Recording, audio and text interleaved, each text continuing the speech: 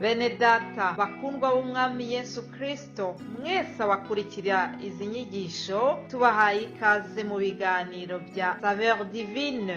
Ibi biganiro mu bitegurirwa n'abavugabutumwa bwiza batandukanye, akaba ari umuhamagaro ugendera ku ijambo ry'Imana byanditse mu gitabo cy'ubutumwa bwiza uko bwanditswe na Matayo ibice 24 umurongo wa 14. Kandi ubutumwa bwiza bw'ubwami buzigishwa mu isi yose ngo bube ubuhamya bwo guhamiriza amahanga yose, nibwo imperuka izahera ko ize. Ibi biganiro mubikurikira ku channel ya YouTube yitwa Saveur Divine. Tubifurije kugubwa neza. Imana Data ari nayo So ibaha umugisha. Yesu ashimwe. Ndabaramukije inshuti bakundwa bene data, dusangiye urugendo rujya mu ijuru, ndetse nawe waba wumvise iki kiganiro ari ubwa mbere, mwese mbahaye ikaze muri uyu mwanya mwiza wo gusangira ijambo ry'Imana rinyura muri ibi biganiro bya Saveur Divine. Mbifurije amahoro ya Kristo aho muherereye mwese, aho muri mu bihugu bitandukanye. Ndashima Imana, ndashima umwami Yesu, ndashimira amaraso ya Yesu yatugize umwe, ndashimira Yesu Kristo watumye twese tuba abana b'Imana, tukaba duhurije kuri iyi myizerere ya Kristo. Imana ishimwe. Nongeye kwizamurira icyubahiro kuko yangiriye ubuntu, ikaba yandinze, nkaba nongeye gutangirana kino cyumweru hamwe namwe. Ni cyumweru cya nyuma cy'uku kwezi kwa munani. Ukwezi kwa munani gusigaje iminsi 2 cyangwa 3. Rwose turashimira Imana ko yaturinze tukaba tugejeje kuri uyu munsi turi amahoro. By'umwihariko ndayishimira cyane kuba ndi muzima, kuba nshobora gukomeza kubasangiza ubutumwa bwiza bwa Yesu Kristo.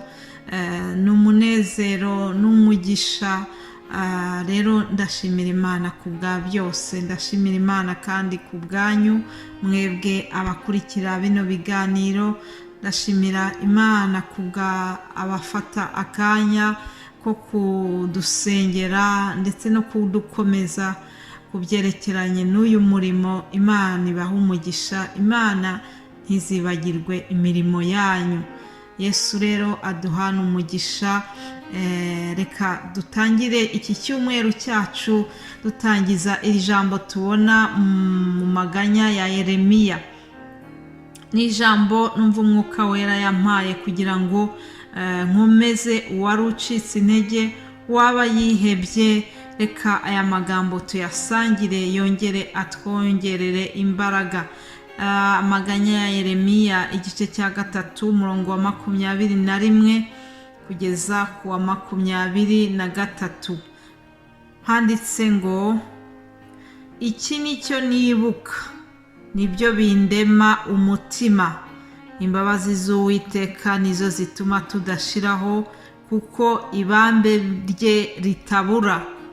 Zihora zunguka uko bukeye, umurava wawe ni munini. Umutima wanjye uravuga uti, Uwiteka niwe mugabane wanjye, nicyo gituma nzajya mwiringira. Uwiteka abereye mwiza abamutegereje. Imana ishimwe. Uwiteka abereye mwiza abamutegereje. Aya ni amagambo Yeremiya yayavuze ari mu gihe cy'amaganya, nk'uko iki gitabo cye cyiswe ngo ni amaganya ya Yeremiya. Umukozi w'Imana, umuhanuzi Yeremiya, yagize umubabaro mwinshi abonye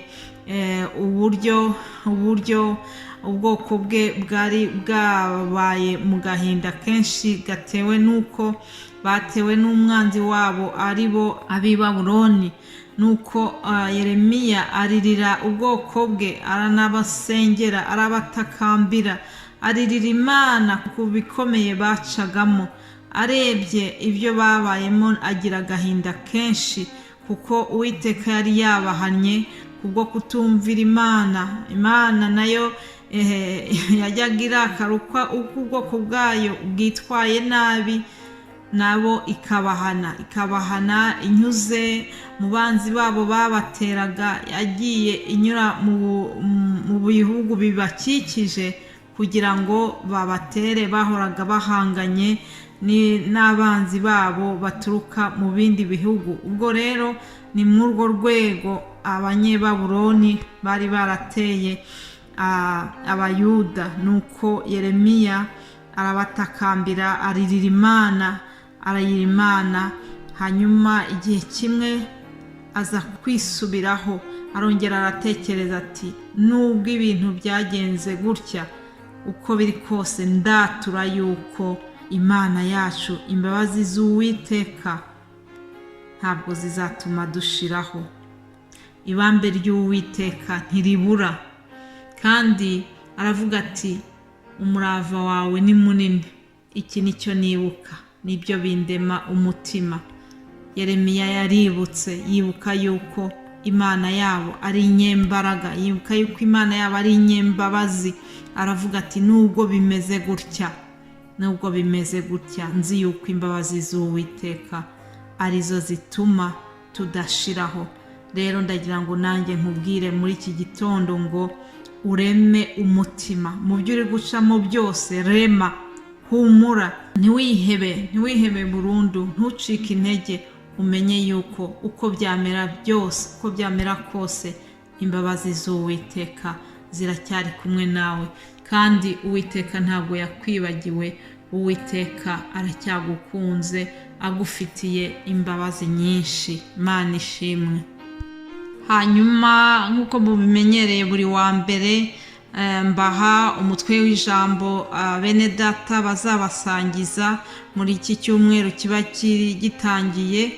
Hanyuma rero nk'uko mwabibwiwe, muzi ko ubushize twize kuri rya jambo Yesu yivugiye ati ni njyewe nzira n'ukuri n'ubugingo. Ariko naje kureba nsanga mu gitabo cya Yohana, mu butumwa bwiza bwanditswe na Yohana, hari ahantu henshi Yesu yagiye agira icyo nakwita nk'icyivugo. Yesu yarivuza agaterura icyivugo akavuga ati njyewe ndi umugati w'ubugingo, ndi umutsima w'ubugingo, ati njyewe ni njye mucyo w'isi. Arivuga, hari ahantu henshi yagiye yivuga icyo ari cyo, uwo ari we. Nuko ibyo byivugo byose usanga yuko Yohana yabishyize hamwe mu butumwa bwe bwiza agamije ikintu kimwe. Yaragamije kwerekana yuko Yesu Kristo ari we Mesiya, wa wundi Mesiya abahanuzi bari barahanuye kera. Yohana yamwerekanye, yerekana ukuntu ari we Mesiya, yerekana ukuntu Yesu nubwo yaje yambaye umubiri w'umuntu, ariko mu by'ukuri yari n'Imana. Yaje afite akamero k'umuntu, ariko ari n'Imana.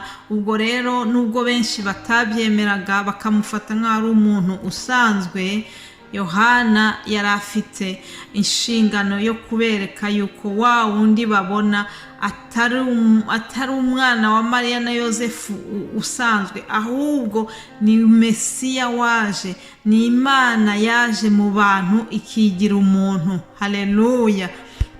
Nuko rero ubutumwa bwiza bwa Yohana bugenda butwereka Yesu yivuga. Hari nko mu gice cya 10 ku murongo, munyemerere mbasomere umurongo wa 9, aho Yesu avuga ati ni ngerembo, umuntu niyinjira muri nge azakizwa, azinjira asohoke kandi azabona urwuri. Ngo umujura ntazanwa n'ikindi keretse kwiba no kwica no kurimbura, ariko njyeweho nazanywe no kugira ngo zibone ubugingo ndetse zibone bwinshi. Iyindi teme Yohana yanditseho, yanditse yerekana ko Yesu yazanywe no kugira ngo tubone ubugingo, ngo kandi ubugingo bwinshi. Haleluya. Muri bukana rya jambo ryo muri Yohana 3:16, aho batubwira yuko ngo Imana yakunze abari mu isi cyane bituma itanga umwana wayo w'ikinege kugira ngo umwizera wese atarimbuka, ngo ahubwo ahabwe ubugingo buhoraho. haleluya. Icyo ni ikindi kintu umwanditsi Yohana yagombye kwerekana, ko Yesu yaje ari Imana, kandi ko Yesu aje kugira ngo tubone ubugingo buhoraho nitumwizera. Yesu niwe wenyine dukirizwamo, Yesu niwe rembo rimwe tunyuramo twinjira tukagera kwa Data. Tuzabona n'ibindi byinshi muri iki cyumweru. Yesu niwe mucyo w'isi, Yesu niwe mutsima w'ubugingo, Yesu ni byinshi. Ndakwifuriza kuzakurikira ibyo bene Data bazadusangiza. Mwifurije kandi kugira ngo umwuka wera azakuganirize, akunezeze mu izina rya Yesu Kristo. Amen.